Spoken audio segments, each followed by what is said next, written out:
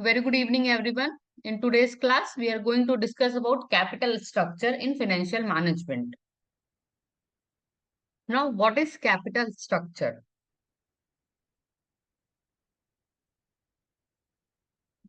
Anyone knows what do you mean by capital structure? कोई बताना चाहेगा कैपिटल स्ट्रक्चर क्या होता है? किसी को पहले से आइडिया होगा? चलिए ठीक है, कोई बात नहीं. In today's session, we are going to discuss about introduction about capital structure, importance and features of good capital structure, pattern of capital structure, and different approaches and theories of capital structure. Now, what is capital structure? Capital structure refers to the mix of funds raised from various investors. ठीक है, मैंने first class में भी आपको बताया था capital structure क्या होता है. एक पूरे फर्म का जो कैपिटल होता है उसमें क्या होता है, डिफरेंट डिफरेंट सोर्सेज से हम फाइनेंस अरेंज करते हैं. तो उन सोर्सेज का जो मिक्सचर होता है, जो डिफरेंट डेब्ट और इक्विटी मिक्सचर होता है, वो मिलके क्या बनाता है हमारा capital structure. Long term external loan, equity share holders funds, preference share capital all contributes to company's capital. ठीक है, क्या क्या चीजें होती कैपिटल स्ट्रक्चर में? लॉन्ग टर्म्स लोन होते हैं, इक्विटी शेयर्स होते हैं, प्रेफरेंस शेयर्स होते हैं, डिवेंचर्स होते हैं, etc. When determining the kind and amount of funding, the following criteria are taken into account. ठीक है, अब जैसे कि हम फर्स्ट क्लास में ही हमने डिसाइड किया था हम क्या है, कंपनी के फाइनेंस मैनेजर हैं. अब हमको डिसाइड करना है कि हमारे कैपिटल स्ट्रक्चर में किन सिक्योरिटीज का क्या क्या प्रपोर्शन होगा. तो उसके लिए हमें क्या क्या चीजें ध्यान में रखना चाहिए वो हम देखेंगे. पहला होता है कंट्रोल. ठीक है, हम क्या करेंगे, हम ऐसे सिक्योरिटीज को चूज करेंगे जिसमें ज्यादा से ज्यादा कंट्रोल किसके पास हो, शेयर होल्डर्स के पास हो, जो इक्विटी शेयर होल्डर्स हैं उनके पास हो. Next, risk. Risk, different sources of finance में डिफरेंट टाइप्स ऑफ रिस्क होती है और डिफरेंट टाइप्स ऑफ कॉस्ट होते हैं. ये हमने देखा है लास्ट क्लास में. अब हम क्या करेंगे, जो भी सोर्स ऑफ फाइनेंस सिलेक्ट करेंगे, ठीक है, जो भी हमारा सोर्स ऑफ फाइनेंस सिलेक्ट करेंगे, जो भी हम इंस्ट्रूमेंट सिलेक्ट करेंगे, उसमें ये देखेंगे कि जिसमें कम से कम रिस्क हो और कम से कम कॉस्ट इन्वॉल्व हो, उन्हीं इंस्ट्रूमेंट्स को हम क्या करेंगे, अपने कैपिटल स्ट्रक्चर में डालेंगे. अब इंस्ट्रूमेंट मैंने बताया था क्या क्या होते हैं, यही share holder shares, debentures, preference shares, long term loans, etcetera. Now, importance and features of good capital structure. ठीक है, सबसे पहली बात हम देखेंगे कि क्यों इंपॉर्टेंट है, हमें कैपिटल स्ट्रक्चर हमारा अच्छा क्यों होना चाहिए, क्यों उसमें डेब्ट इक्विटी रेशियो हमारा सही परफेक्ट होना चाहिए, ये क्यों. और दूसरी चीज कि क्या क्या चीजें फीचर्स होती है, एक अच्छे कैपिटल स्ट्रक्चर के क्या क्या फीचर्स होते हैं वो हम देखेंगे. सबसे पहला है रिटर्न मैक्सिमाइजेशन. अर्निंग्स पर शेयर में be increase with the help of well design capital structure which can boost return for equity investors and पे बैक डेट्स. ठीक है, हम क्या करेंगे, ज्यादा से ज्यादा ट्राई करेंगे कि हमारा मैक्सिमम रिटर्न हम जनरेट कर पाए. जो भी कैपिटल स्ट्रक्चर है उसमें हम कम से कम कॉस्ट वाले सिक्योरिटीज को रखें और उसमें से हम मैक्सिमम रिटर्न जनरेट कर पाए. किसके लिए, अपने इक्विटी शेयर होल्डर्स के लिए. हमारा अर्निंग पर शेयर हमेशा क्या हो, इंक्रीज हो. नेक्स्ट है फ्लेक्सिबिलिटी. फ्लेक्सिबिलिटी मतलब वो फ्लेक्सिबल होना चाहिए, वो चेंजिंग होना चाहिए. ऐसा नहीं कि एक बार हमने फिक्स कर दिया कि हमारा 4:2 रेशियो है, सपोज डेब्ट और इक्विटी का 4:2 रेशियो है, तो हम उसको चेंज ना कर सके. कि हमने सपोज 40% अपना कंपनी का कैपिटल किससे लिया था, डेब्ट से लिया था, और 60% इक्विटी से लिया था. तो हमको हमेशा क्या रखना चाहिए, उसको फ्लेक्सिबल रखना चाहिए. कभी इसको 30 कर दिए, कभी इसको 70 कर दिए. तो ऐसा फ्लेक्सिबिलिटी होनी चाहिए. It also make it easier to adjust the level of borrowed capital in line with change in company strategies and environmental factors. ठीक है, जो भी हमारा कैपिटल स्ट्रक्चर है वो फ्लेक्सिबल नेचर का होना चाहिए कि जैसा भी सिचुएशन आए, ठीक है, उस सिचुएशन के हिसाब से हम उसे चेंज कर सकें. Next, solvency. सॉल्वेंसी का मतलब क्या होता है कि हमारा जो भी इन्वेस्टमेंट में वो कितने जल्दी किस में कन्वर्ट हो जाता है, कैश में. कितना लिक्विडिफाइड कितने जल्दी हो रहा है. When it comes to keeping the company afloat, a well thought out capital structure is crucial since interest payment and unanticipated loan capital may quickly eat away at company's cash reserve. ठीक है, तो हमारा capital structure ऐसा होना चाहिए, उसमें ऐसे instruments होने चाहिए जो कि हमको जल्दी से कैश फॉर्म में कन्वर्ट हो जाए वो ना।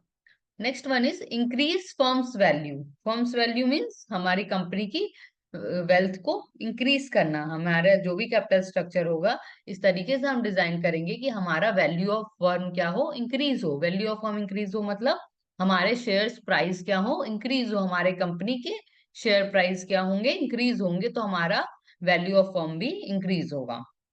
Next, reduces financial risk. When it comes to managing and reducing risk for their operation, business may benefit from adopting capital structure that strike a healthy balance between debt and equity. ठीक है, risk हमने different types of risk पढ़ा था। ठीक है, इसमें हमने ये देखा था कि जो इक्विटी शेयर होल्डर्स होते हैं वो कम रिस्की होते हैं ऑन द अदर हैंड, और डेप्ट क्या होते हैं, रिस्की ज्यादा होते हैं। बट हमने ये भी देखा था cost of different source of capital में कि डेब्ट का कॉस्ट ज्यादा होता है और इक्विटी का कॉस्ट कम होता है। सो हमको ये दोनों चीज को बैलेंस करके एक ऑप्टिमल कैपिटल स्ट्रक्चर डिजाइन करना चाहिए। नेक्स्ट है minimise cost of capital. Using this method a corporation may reduce its cost of capital while still effectively planning its long term debt capital। ठीक है, जब भी हम जब भी कैपिटल स्ट्रक्चर हम डिजाइन करते हैं तो हम उन सिक्योरिटीज को ज्यादा प्रेफरेंस दें जिनका कॉस्ट ऑफ कैपिटल कम हो। Next, optimum utilization of fund. जो भी हमारे पास फिनेंशियल रिसोर्सेज अवेलेबल है कंपनी में, उसको सही तरीके से यूज करना, सही जगह पे यूज करना, सही एसेट्स में यूज करना, ये कहलाता है ऑप्टिमम यूटिलाइजेशन ऑफ फंड ना। अब हमारा कैपिटल स्ट्रक्चर कैसे बना सकते हैं आप, मैंने बताया कि बहुत सारे सिक्योरिटीज होती हैं। ठीक है, आप मार्केट में आपके पास 50 प्रकार की सिक्योरिटीज हैं, बट आपकी कैपेबिलिटी नहीं है सारे 50 से लेने की। ठीक है, तो आप किस तरीके से ले सकते हैं, ये एक पैटर्न होता है। पहला होता है ओनरशिप स्टेक्स ओनली। ठीक है, जब हम नया बिजनेस स्टार्ट करते हैं तो जल्दी से हमको कोई पैसे नहीं देता है, तो हम पहले किससे स्टार्ट करते हैं, खुद की ओनरशिप से, खुद के पैसा लगा के बिजनेस स्टार्ट करते हैं। तो वो एक पैटर्न है जो कि कहलाता है ओनरशिप स्टेक्स। ठीक है, जिसमें हमारा इक्विटी बस रहता है। नेक्स्ट है सेकंड ऑप्शन क्या रहेगा आपके पास, स्टॉक्स भी आप ऐड कर सकते हैं अपने कैपिटल स्ट्रक्चर में, बॉन्ड्स भी ऐड कर सकते हैं और ऑप्शंस भी ऐड कर सकते हैं। ऑप्शंस क्या है, ऑप्शंस भी फाइनेंशियल इंस्ट्रूमेंट्स है जिसको यूज करके हम फाइनेंस रेस कर सकते हैं मार्केट से। ठीक है, नेक्स्ट है debenture and stock. Debenture stock ये सबसे ज्यादा यूज किया जाता है कंपनियों के द्वारा, और आप सब जान रहे हैं डिबेंचर क्या होता है, स्टॉक क्या होता है। ठीक है, next debenture, preference share and common stock. मतलब आप तीन चीज का भी कॉम्बिनेशन बना के अपना कैपिटल स्ट्रक्चर ले सकते हैं। जैसे कि डिबेंचर्स भी ले सकते हैं, मतलब सपोज आपको 1 लाख रुपए चाहिए है तो आप 50,000 रुपए इक्विटी शेयर से ले लिए, 20,000 रुपए आप डिबेंचर से ले लिए और 30,000 रुपए प्रेफरेंस शेयर से ले लिए। तो ये आपका क्या बन गया, एक पैटर्न ऑफ कैपिटल स्ट्रक्चर। सभी को क्लियर है यहाँ तक? Yes Praful, capital means total fund collected to do a business. Yes,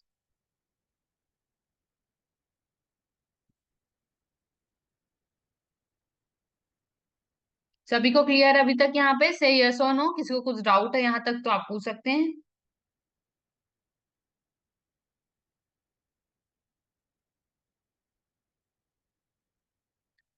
okay,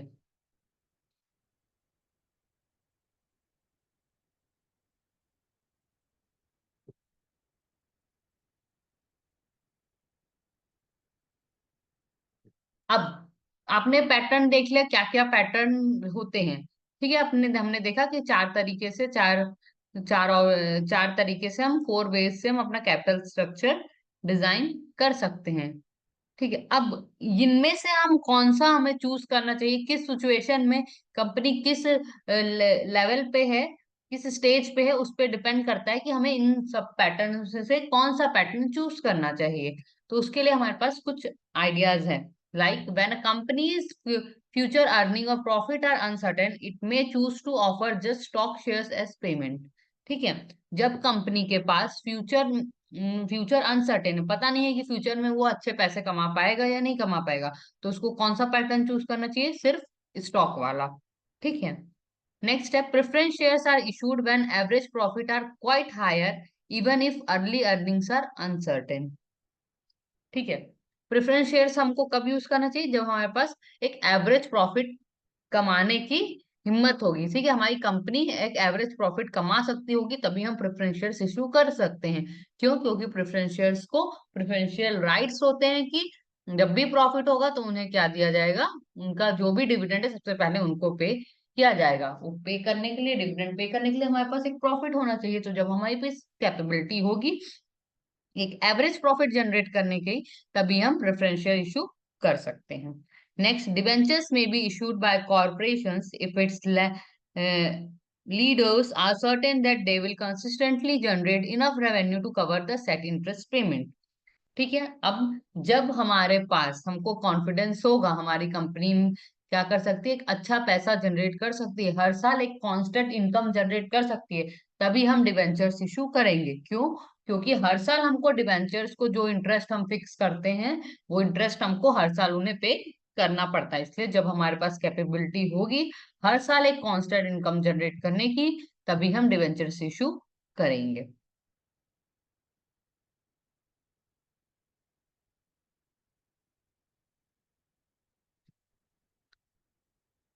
No, this is the most important part of this chapter। ठीक है, capital structure theories and approaches. ठीक। Now capital structure theories are divided into two part, that is relevance theory and irrelevance theory. Relevance theory ये बताती है हमको कि capital structure हमारा effect करता है वैल्यू ऑफ फर्म को। मतलब यदि आपका कैपिटल स्ट्रक्चर ऊपर नीचे होगा, ठीक है, तो उससे हमारे कंपनी की वेल्थ को इफेक्ट पड़ेगा, रिलेवेंस थ्योरी बोलती है। और इररिलेवेंस थ्योरी बोलती है कि कैपिटल स्ट्रक्चर का और वैल्यू ऑफ फर्म का कोई रिलेशन नहीं है, उसका एक दूसरे पे इफेक्ट नहीं पड़ता है।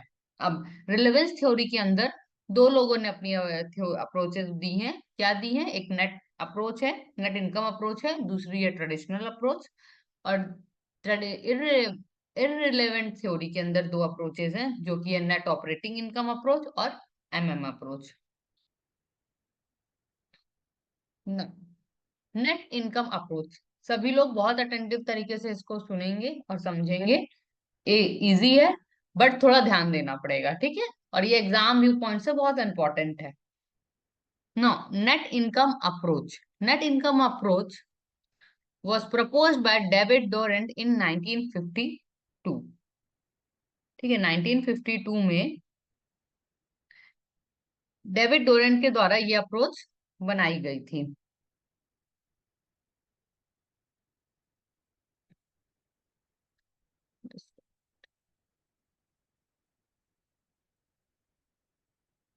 This approach recommends that changing financial leverage leads to a change in capital structure। जैसे मैंने इनिशियल स्टेज में बताया आपको, जो नेट इनकम अप्रोच है वो क्या है, रिलेवेंस थ्योरी पे डिपेंड करती है। और रिलेवेंस थ्योरी ये बोलती है कि हमारा कैपिटल स्ट्रक्चर हमारी वैल्यू ऑफ फर्म पे अफेक्ट करता है। तो इस थ्योरी में भी बताया गया है कि जब भी हम फाइनेंशियल लिवरेज को इन्वॉल्व करते हैं अपने कैपिटल स्ट्रक्चर में, तो हमारा जो कॉस्ट ऑफ कैपिटल है उसमें चेंजेस आते हैं। Next, increasing the debt ratio can lower business value through decreasing the weighted cost of capital। जैसे मैंने बताया आपको, डेप्ट का जो कॉस्ट होता है वो कम होता है कंपेयर टू इक्विटी से। ठीक है, तो जो हमारा कैपिटल स्ट्रक्चर है, अभी आप लोग दो एक चीज ध्यान में रखें, आप दो चीज बस लेते हैं हम। आप कैपिटल सभी सभी के सभी अपनी अपनी कंपनियों में ये सोचिए कि आप लोग की कंपनी में दो ऑप्शन आप लोगों ने चूज किया, एक डेप्ट और एक इक्विटी। डेप्ट मतलब डिवेंचर, और इक्विटी मतलब इक्विटी शेयर कैपिटल। ये दो लोग, दो चीज से हम एग्जांपल लेके चलते हैं। अब हमने देख पढ़ा है अभी लास्ट क्लासेस में कि जो डेप्ट होता है उसका जो हमारा कॉस्ट होता है वो कम होता है, और इक्विटी का कॉस्ट हमारा ज्यादा होता है। तो जब हम अपने कैपिटल स्ट्रक्चर में डेप्ट ज्यादा डालेंगे तो हमारा क्या होगा, कॉस्ट कम हो जाएगा।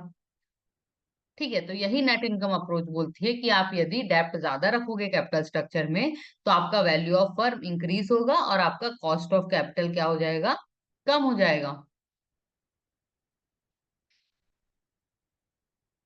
ना।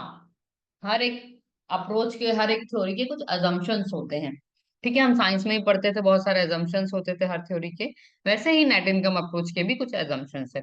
पहला है एन आइडियल वर्ल्ड।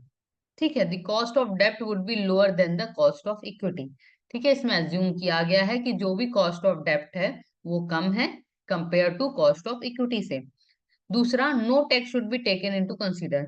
हम ये मान के चल रहे हैं कि कोई भी इकोनॉमी में टैक्सेशन पॉलिसी नहीं है, किसी को कुछ टैक्स देने की जरूरत नहीं है। Next, investors perception of risk should not change due to अर्ज of dept, sorry due to use of dept, hence the degree of leverage should rise. ठीक है, ये भी माना गया है कि जो इन्वेस्टर है उसको कोई दिक्कत नहीं है और कोई उसको रिस्क वो नहीं लेता है, रिस्क उसको नहीं फील हो रहा है कि रिस्क है इसमें यदि हम डेप्ट को यूज कर रहे हैं। ठीक है, तो ये तीन हमारे assumptions हैं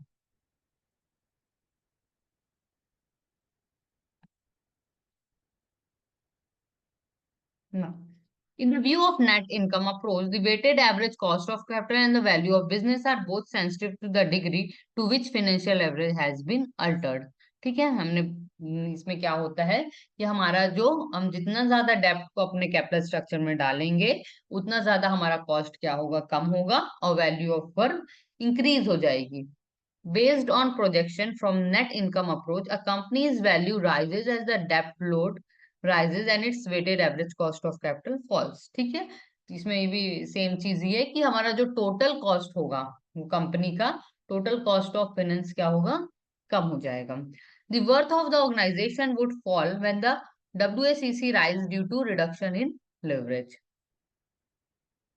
बट यदि जब हम लिवरेज को कम कर दें, लिवरेज मतलब डेप्ट को जब हम कम यूज करते हैं अपने कंपनी में, तो क्या होगा, उल्टा होगा, डेप्ट कम होगा तो आपका कॉस्ट बढ़ेगा और आपका वैल्यू ऑफ फर्म क्या हो जाएगा, कम हो जाएगा। Comparatively, if the equity debt ratio were to shift from 50-50 to 20-80, the company's worth by the extension, its value per share would grow. ठीक है, जैसे सपोज हम पहले क्या कर रहे थे, हमारा कैपिटल स्ट्रक्चर 50% हमारा डिवेंचर था, 50% इक्विटी शेयर होल्डर्स था।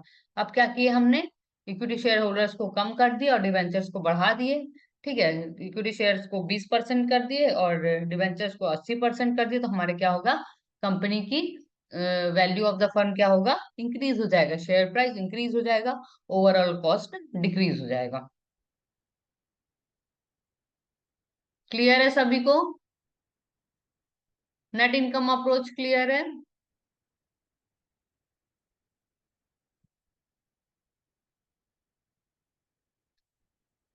ठीक है, हर अप्रोच का अपना थोड़ा थोड़ा माइनर डिफरेंस बस है। ठीक है, तो कंफ्यूज मत होइएगा, अच्छे से समझिए, एक फिर दूसरा फिर उसका एक्सटेंशन है, फिर तीसरा और एक्सटेंशन है। ठीक है, जैसे कि हम क्या करते हैं, पहले एक्सपेरिमेंट किए तो एक जन ने एक चीज निकाली, फिर दूसरा, फिर उसमें एक्सपेरिमेंट किया तो एक चीज और उसमें ऐड ऑन हुई, फिर तीसरा किया फिर ऐड ऑन हुआ। तो इस तरीके से अप्रोचेस हैं।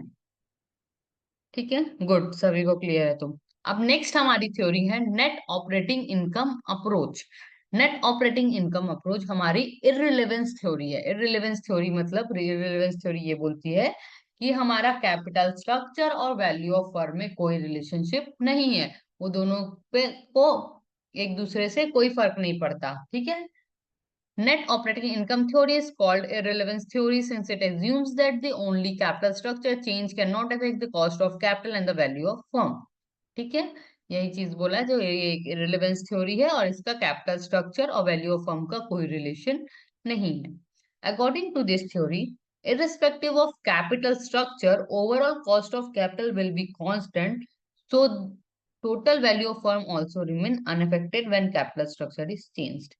ये बोलता है कि यदि हम कैपिटल स्ट्रक्चर जो है हमारा, कॉस्ट ऑफ कैपिटल कैपिटल है, वो हमेशा क्या रहेगा, कांस्टेंट रहेगा। आप जितना भी डेप्ट इंक्रीज करो या डिक्रीज करो, ठीक है, यदि आप डेप्ट इंक्रीज करते हो तो रिस्क इंक्रीज होता है, तो वो क्या करता है, कॉस्ट ऑफ कैपिटल को इक्वलाइज कर देता है, इक्वल कर देता है, तो आपका हमेशा जो कॉस्ट ऑफ कैपिटल वो इक्वल रहेगा, आपका डेप्ट इंक्रीज हो या डिक्रीज हो।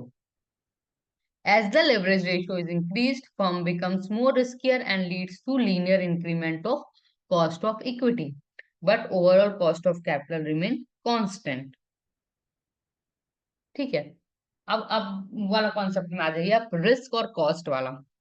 जैसे मैंने बताया आपको कि कॉस्ट डेटर्स का क्या होता है, जो हमारे डेट इंस्ट्रूमेंट्स होते हैं उनका कॉस्ट कम होता है और इक्विटी का कॉस्ट ज्यादा होता है।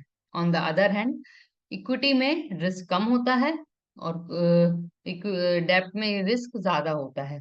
तो जब हम उसमें अपने कैपिटल स्ट्रक्चर में जब डेब्ट इंक्रीज करते हैं तो हमारा कॉस्ट डिक्रीज होता है बट हमारा रिस्क इंक्रीज हो जाता है। तो on the other hand equity share holders cost ज्यादा मांगने लगते हैं। क्यों? क्योंकि रिस्क उनका बढ़ा है, रिस्क बढ़ा है तो उसका वो अपनी कॉस्ट इंक्रीज कर देते हैं। तो ओवरऑल क्या होता है, जो आपका टोटल कॉस्ट ऑफ कैपिटल है वो इक्वलाइज हो जाता है। क्योंकि मैं आपको डायग्राम से भी समझाऊंगी और अच्छे से समझ में आएगा इसमें। नेक्स्ट स्लाइड से।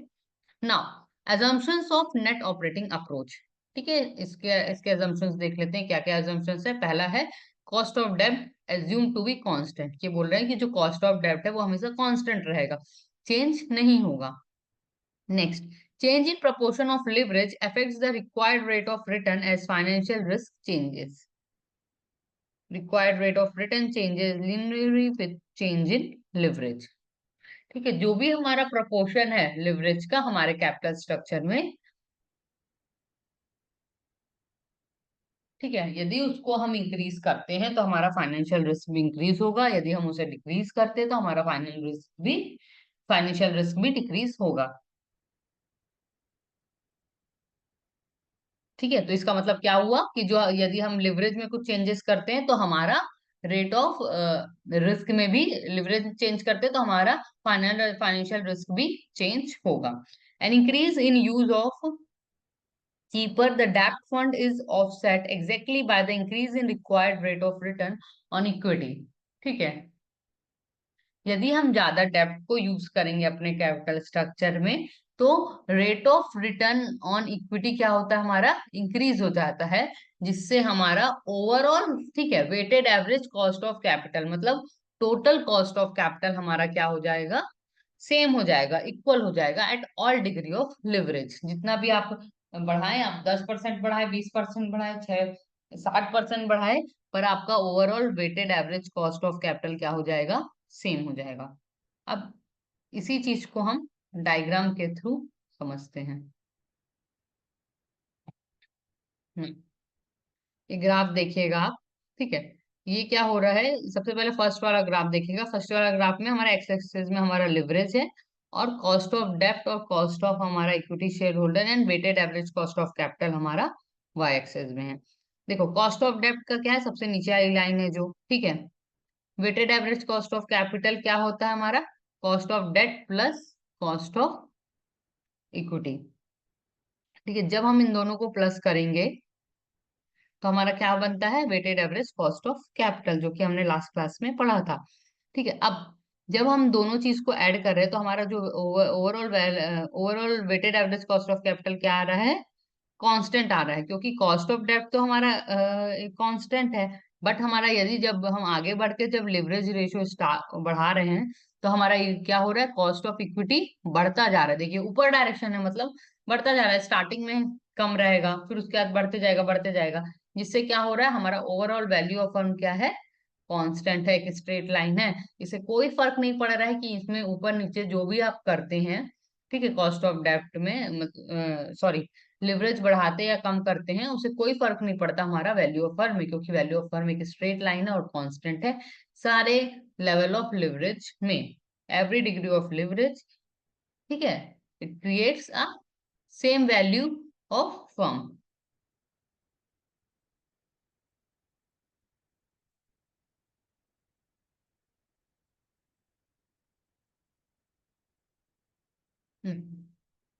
ठीक है, हमारा दो दो अप्रोच हो गई। पहला हमने पढ़ा नेट इनकम अप्रोच जो कि रेलेवेंट अप्रोच थी, फिर हमने पढ़ा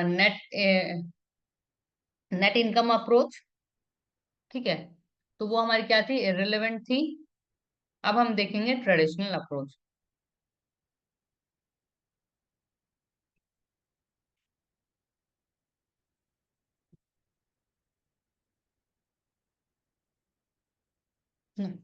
traditional approach is extension form of net income approach. जो हमने फर्स्ट अप्रोच पढ़ी नेट इनकम अप्रोच, उसका एक्सटेंशन है ट्रेडिशनल अप्रोच।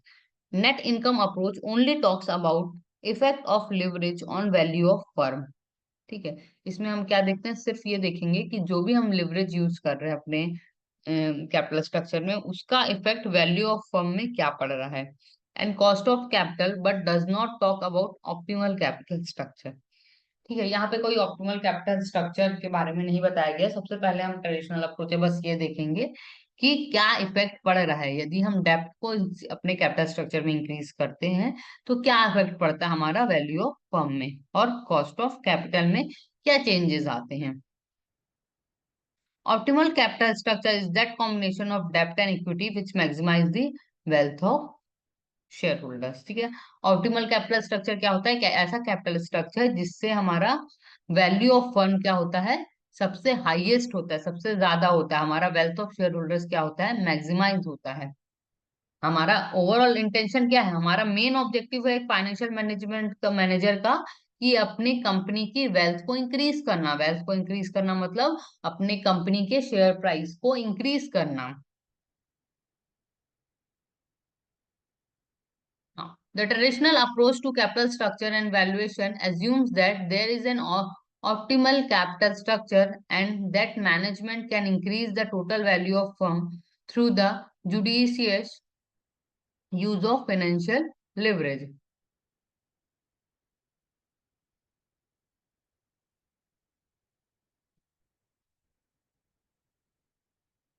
ठीक है, ट्रेडिशनल अप्रोच क्या बोलती है, एक पॉइंट होता है जहां पे हमें ऑप्टिमल कैपिटल स्ट्रक्चर मिलता है। ठीक है, उस ऑप्टिमल कैपिटल स्ट्रक्चर तक पहुंचने तक हम क्या कर सकते हैं, लिवरेज को हम इंक्रीज कर सकते हैं अपने कैपिटल स्ट्रक्चर में। Initially, when firms use debt capital, overall cost of capital decreases because the cost of debt is lower than cost of equity.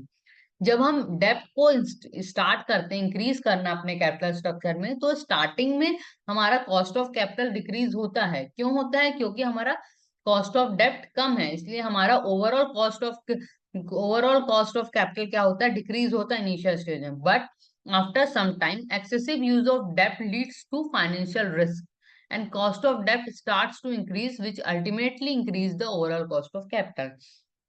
ठीक है, इसमें क्या हो रहा है, इनिशियल स्टेज में जब हम डेप्ट को यूज कर रहे हैं तो क्या हो रहा है, हमारा कॉस्ट ऑफ कैपिटल कम हो रहा है, overall cost of capital. But एक पॉइंट आने के बाद, ठीक है, एक पॉइंट आने के बाद जो कि ऑप्टिमल पॉइंट होता है, उस पॉइंट से जब हम एक्सट्रीम में जाते हैं, उस पॉइंट आने के बाद हम फिर और भी ऐड करते जाते हैं, तो क्या होता है, हमारा ओवरऑल कॉस्ट ऑफ कैपिटल भी बढ़ने लगता है। क्यों, क्योंकि हमारा रिस्क बढ़ा है। तो अब इक्विटी शेयर होल्डर्स भी ज्यादा एक्सपेक्ट करने लगते हैं रिटर्न, तो उससे क्या होता है, हमारा ओवरऑल कॉस्ट ऑफ कैपिटल भी इंक्रीज होते जाता है। Now assumptions of traditional approach. Traditional approach के क्या क्या assumptions है हम देख लेते हैं। पहला है, इनिशियल कॉस्ट ऑफ डेप्ट is lower than cost of equity. ठीक है, ये सभी को क्लियर है। एक्सेसिव यूज ऑफ डेप्ट capital leads to financial risk. हाँ, ठीक है, जो भी, यदि हम डेप्ट को ज्यादा यूज करेंगे अपने कैपिटल स्ट्रक्चर में, तो हमारा फाइनेंशियल रिस्क भी क्या होगा, इंक्रीज हो जाएगा। इनिशियल कॉस्ट ऑफ डेप्ट and cost of equity both remain constant, but after particular leverage ratio both will be increased. ठीक है, इसमें भी हमने ये बताया गया है assumptions में कि जो कॉस्ट ऑफ डेप्ट और कॉस्ट ऑफ इक्विटी है वो क्या रहेगा, हमारा कांस्टेंट रहेगा, बट एक पर्टिकुलर लिवरेज रेशियो रहना चाहिए। ठीक है,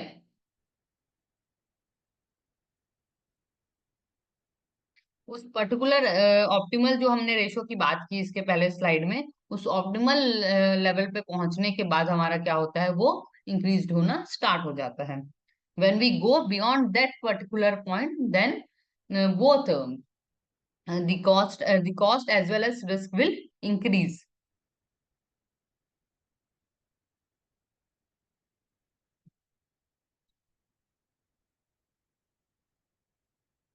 देखिए, अब हम इसमें से समझेंगे और अच्छे से समझ में आएगा आपको ग्राफ के थ्रू।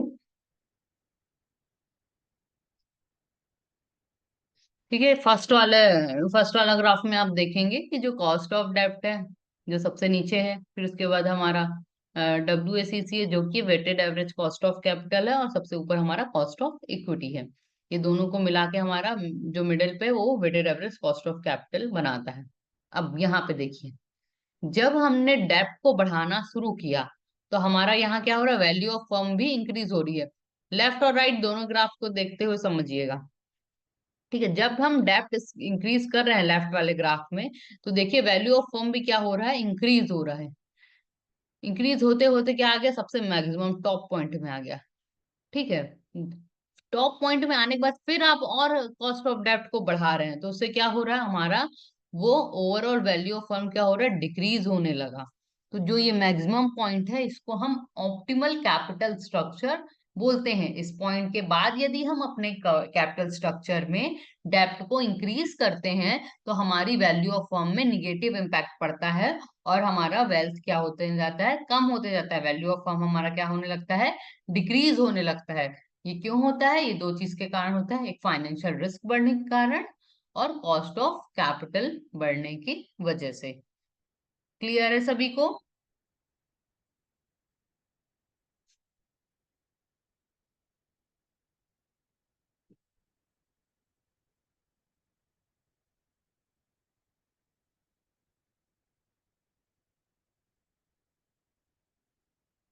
ना,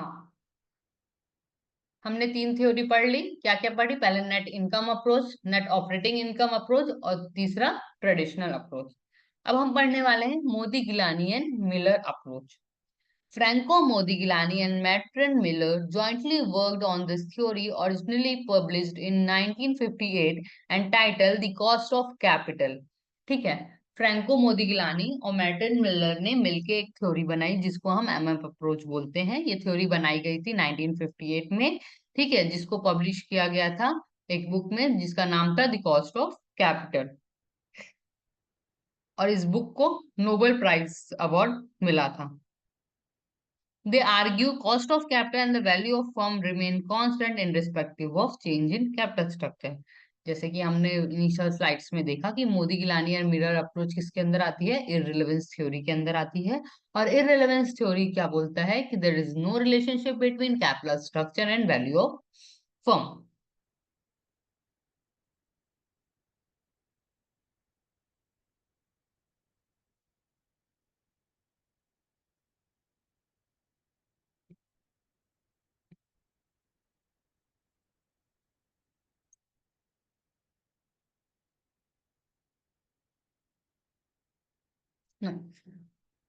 Modigliani and Miller, commonly known as MM theory, is most acceptable and widely used capital structure theory which support NOI approach and criticize the net income approach and traditional theory of capital structure। जो MM approach है वो किसको support करती है, net operating income approach को। ठीक है, और ट्रेडिशनल अप्रोच और नेट इनकम अप्रोच को क्या करती है, क्रिटिसाइज करती है, मतलब उसको उससे डिसएग्री करती है। और नेट इनकम अप्रोच से उसका वो एग्री करती है कि जो भी उसमें बताया गया है वो सही है। और उसी का एक्सटेंशन फॉर्म हमारा एमएम अप्रोच है। MM approach theory of capital structure is categorized as proportion 1 and proportion 2।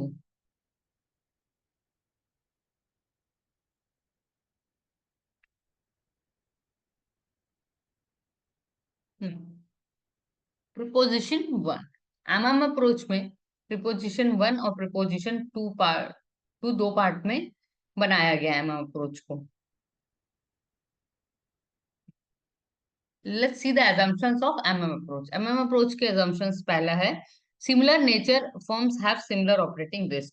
MM approach ये assume करके चल रही है कि जो भी सेम नेचर के फर्म में, सेम नेचर मतलब जो कि सेम टाइप का काम करते हैं, ऐसी फर्म में जो रिस्क रहता है वो क्या रहता है, सेम रहता है। Next, all earnings are distributed as dividend. ठीक है, जो भी कंपनी अर्न करेगी वो सारा क्या कर देगी, डिविडेंड की तरह डिविडेंड बांट देगी इक्विटी शेयर होल्डर्स को। वो कुछ भी अपना रिटेन करके नहीं रखेगी कंपनी में for further investment. No existence of tax, कोई टैक्स रेट नहीं है। ठीक है, next, rational investor. Rational investor मतलब कि इन्वेस्टर्स क्या है, नॉलेजेबल है, उसको सारा मार्केट का नॉलेज है, उसको शेयर प्राइस का नॉलेज है। Next, perfect capital market where is no transaction cost exist and investor freely can sell and buy the securities. जो भी ये थ्योरी कहाँ एप्लीकेबल होगी, जहाँ पे परफेक्ट कैपिटल मार्केट होगा। परफेक्ट कैपिटल मार्केट का मतलब होता है कि ऐसा मार्केट जहाँ पे कोई ट्रांजेक्शन कॉस्ट ना हो, जहाँ पे इन्वेस्टर फ्रीली क्या कर सके, परचेज कर सके, बाय कर सके। ठीक है, the rate of return expected by each firms investor should be uniform. और जो भी रेट ऑफ रिटर्न रहेगा वो सभी के लिए क्या रहेगा, इक्वल रहेगा, किसी के लिए ज्यादा किसी के लिए कम नहीं होगा।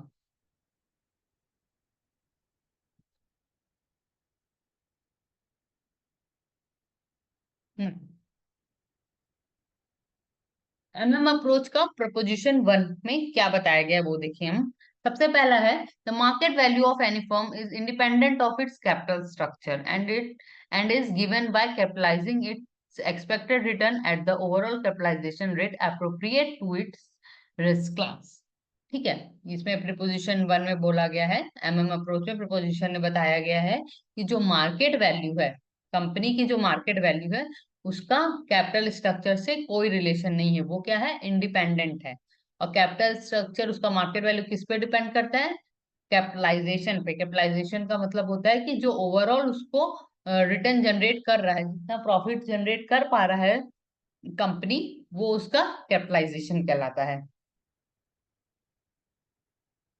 Next, in perfect capital market without tax and bankrupt cost, value of firm is invariant with the capital structure। ठीक है, ये क्या बोलता है कि जब कैपिटल जब जब हम एक परफेक्ट कैपिटल मार्केट में हैं, जहां पे टैक्स नहीं है, जहां पे कोई कॉस्ट, बैंकरप्ट कॉस्ट कुछ चार्ज नहीं किया जा रहा है, वहां पे वैल्यू ऑफ फर्म का कोई रेलेवेंस नहीं होता है कैपिटल स्ट्रक्चर से। नाउ, प्रिपोजिशन 1 के लिए हमारे पास फॉर्मूला, फॉर्मूला नहीं है, मतलब ये सिंपल सा समझने का है कि जो भी यहाँ पे वैल्यू ऑफ लिवरेज फर्म होती है और वैल्यू ऑफ अनलिवरेज फर्म क्या होती है, इक्वल होती है। लिवरेज फर्म का मतलब होता है जहां पे हमने डेप्ट को यूज किया है, ज्यादा ज्यादा डेप्ट यूज करते हैं, जब हमारे कैपिटल स्ट्रक्चर में ज्यादा फिक्स्ड इंटरेस्ट बेयरिंग सिक्योरिटीज होती है तो उसे हम लिवरेज फर्म बोलते हैं। और अनलिवरेज फर्म वो फर्म होती है जहां पे ज्यादा इक्विटी शेयर्स होते हैं। तो इसमें एमएम अप्रोच बताया गया है प्रीपोजिशन 1 में कि ये दोनों क्या होते हैं, इक्वल होते हैं। लिवरेज यूज करने का कोई इफेक्ट नहीं पड़ता कैपिटल स्ट्रक्चर में। The value of firm is the function of earning power and risk involve in investment rather than capital structure. ये बोलते हैं कि जो वैल्यू ऑफ फर्म है वो किस पे डिपेंड करती है, दो चीज पे डिपेंड करती है। पहला, कंपनी कितना पैसा जनरेट कर पा रही है, उसकी अर्निंग पावर कितनी है। और दूसरा किस पे डिपेंड करती है वैल्यू ऑफ फर्म, कि उस कंपनी में कितना रिस्क है, ठीक है, उनके इन्वेस्टमेंट में कितना रिस्क है।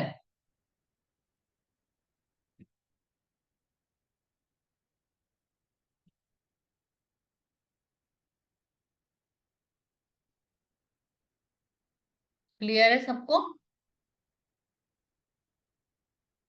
प्रीपोजिशन 1 क्लियर है। ठीक है, कुछ और फीचर्स हम देख लेते हैं प्रीपोजिशन 1 के। जैसे हमने देखा कि अनलिवरेज फर्म और लिवरेज फर्म क्या होती है, दोनों इक्वल होती है। इक्वल कब होगी, जब टैक्स और नो टैक्स सेविंग मार्केट में होगा, मतलब कोई टैक्सेशन रेट नहीं है, कोई टैक्सेशन पॉलिसी जब मार्केट में नहीं है, तो वहां पे लिवरेज फर्म और अनलिवरेज फर्म की वैल्यू क्या होगी, इक्वल होगी। The value of firm depends on underlying profitability and risk rather than structure. ठीक है, जो भी हमारा वैल्यू ऑफ फर्म है किस चीज पे, दो चीज पे डिपेंड करता है, पहला है रिस्क और दूसरा है उसकी प्रॉफिटेबिलिटी, उसकी earning power. The value of unleverage firm and leverage firm is not equal, arbitrage will occur and again reach to balance state. ठीक है, ये बोलते हैं यदि मार्केट में कभी ऐसा पाया जाता है कि लिवरेज फर्म और अनलिवरेज फर्म में डिफरेंस है, उनकी वैल्यू ऑफ फर्म ऊपर नीचे है, तो क्या होगा, एक आर्बिट्रेज प्रोसेस होगी, जिससे क्या होगा, वो फर्म फिर से इक्वल हो जाएगी। नाउ, प्रीपोजिशन 2, एमएम अप्रोच है, प्रीपोजिशन 2 में बताया गया है, the expected yield of a share is equals to appropriate capitalization rate for a pure equity stems in the class plus a premium related to financial risk equal to the dept to equity ratio times the spread between pure equity capitalisation rate and the dept capitalisation rate. ठीक है, जो भी हमारा expected return होगा share से, वो क्या होगा, इक्वल होगा हमारे और एप्रोप्रिएट कैपिटलाइजेशन रेट से। According to this theory, cost of equity linearly increase as डेप्ट रेशियो इंक्रीज। ये बोला है कि जैसे कि हमारा कॉस्ट ऑफ, सॉरी, हमारा, यदि हमारा डेप्ट इंक्रीज हो रहा है, जैसे सपोज 10% डेप्ट इंक्रीज हो रहा है, तो ऑन द अदर हैंड हमारा 10% कॉस्ट ऑफ इक्विटी क्या होगा, इंक्रीज होगा। यदि हम कैपिटल स्ट्रक्चर में 10% डेप्ट इंक्रीज किए, तो क्या करेगा, कॉस्ट ऑफ इक्विटी भी 10% इंक्रीज होगा। ये लीनियरली, मतलब इक्वल परसेंटेज में ये क्या होता है, इंक्रीज होता है। So cost of equity of leverage firm is greater than the cost of equity of unleverage firm. ठीक है, तो जब हम ये देखेंगे कि यदि कंपनी ज्यादा लिवरेज यूज कर रही है तो कॉस्ट ऑफ इक्विटी क्या होगी वहां पे, ज्यादा होगी, और जहां पे कम लिवरेज यूज कर रही है तो वहां कॉस्ट ऑफ इक्विटी क्या होगा, कम होगा। Now leverage equity has greater risk. ठीक है, ये हम समझ गए कि जहां पे लिवरेज ज्यादा होगा वहां रिस्क ज्यादा होगा, और रिस्क ज्यादा होगा तो कॉस्ट ऑफ इक्विटी भी ज्यादा होगा। ठीक है, इसीलिए देखिए cost of leverage firm plus cost of unleverage firm में जब हम कॉस्ट ऑफ डेप्ट माइनस कॉस्ट ऑफ क्या करेंगे, डेप्ट इक्विटी रेशियो, तो हमारा क्या हो जाएगा, इक्वल हो जाएगा।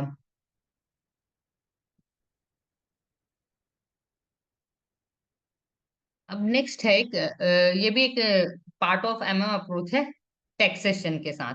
ठीक है, एमएम टैक्स मतलब जब हमारे अभी तक हमने जो पढ़ा वो क्या पढ़ा, एज्यूम करके पढ़ा कि मार्केट में टैक्स अवेलेबिलिटी नहीं है, कोई टैक्स का प्रोविजन नहीं है, किसी को टैक्स पे करना नहीं कर रहा है। तो एमएम अप्रोच में एक ये वाला भी एक्सपेक्ट ऐड किया गया कि जब टैक्स होगा मार्केट में तब क्या होगा, तब क्या सिचुएशन होगी, तब इफेक्ट करेगा नहीं करेगा, वो हम देखेंगे M and M taxation policy में।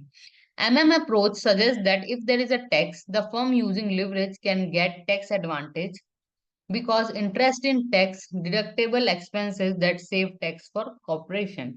ठीक है, एम अप्रोच बोलती है यदि मार्केट में टैक्सेशन पॉलिसी है तो क्या होगा, लिवरेज फर्म को इसका एडवांटेज मिलेगा। क्यों?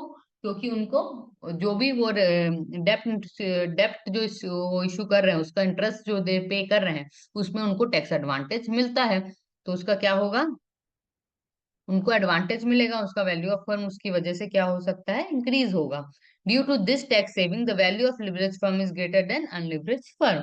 ठीक है, तो यदि टैक्सेशन है मार्केट में तो क्या होगा, लिवरेज फर्म की वैल्यू इंक्रीज हो जाएगी अनलिवरेज फर्म से।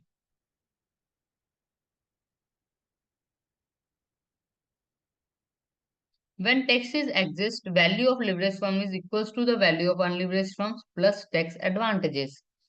ठीक है, तो इसमें सिंपल सा यही है कि आप जितना जितना भी टैक्स रहेगा उतना क्या हो जाएगा, उसके लिए फेवरेबल हो जाएगा, जो कि लिवरेज्ड फर्म है, तो उसका वैल्यू क्या हो जाएगा, इंक्रीज हो जाएगा उतने उतने अमाउंट से। There are different types taxes, so equilibrium position are also different according to tax nature of tax like corporate tax, personal tax. ठीक है, टैक्सेशन रेट जैसे आप सभी जान रहे हैं सबका अलग अलग होता है और सबका अलग अलग इम्पैक्ट होता है।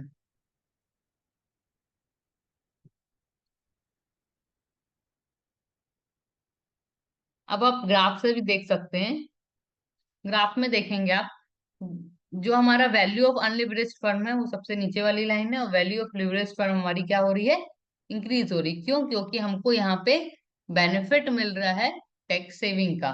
ठीक है, टैक्स रेट का हमको इसका बेनिफिट मिल रहा है, क्योंकि जो भी हम टैक्स पे कर रहे हैं, ठीक है, ऑन इंटरेस्ट, वो हमारा टैक्स डिडक्टेबल है, जो कि हमारे लिए हमारी वैल्यू ऑफ फर्म को इंक्रीज कर रहा है।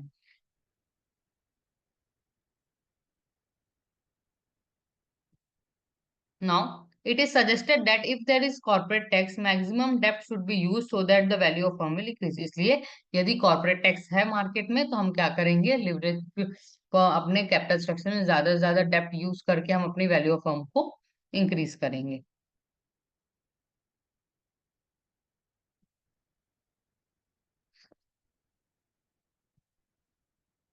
ठीक है, तो हमारा यहाँ पे कंप्लीट होता है कैपिटल स्ट्रक्चर वाला पार्ट। ठीक है, कैपिटल स्ट्रक्चर एंड थ्योरीज। किसी को कुछ डाउट है तो आप लोग पूछ सकते हैं।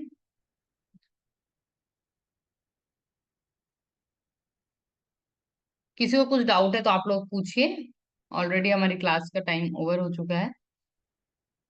क्लियर? ओके। ठीक है, सभी को क्लियर है, गुड। एक बार रिवाइज करिए, सभी ने स्क्रीनशॉट लिया होगा उसको, एक बार रिवाइज करिएगा, तभी आप लोगों को थोड़ा वो स्ट्रांग हो जाएगा। ठीक है, सभी लोग आज अब इसको स्क्रीनशॉट लिया है उसको सब रिवाइज करेंगे, बुक में भी दिया हुआ है, बुक से भी पढ़ सकते हैं। ले, थैंक यू एवरीवन।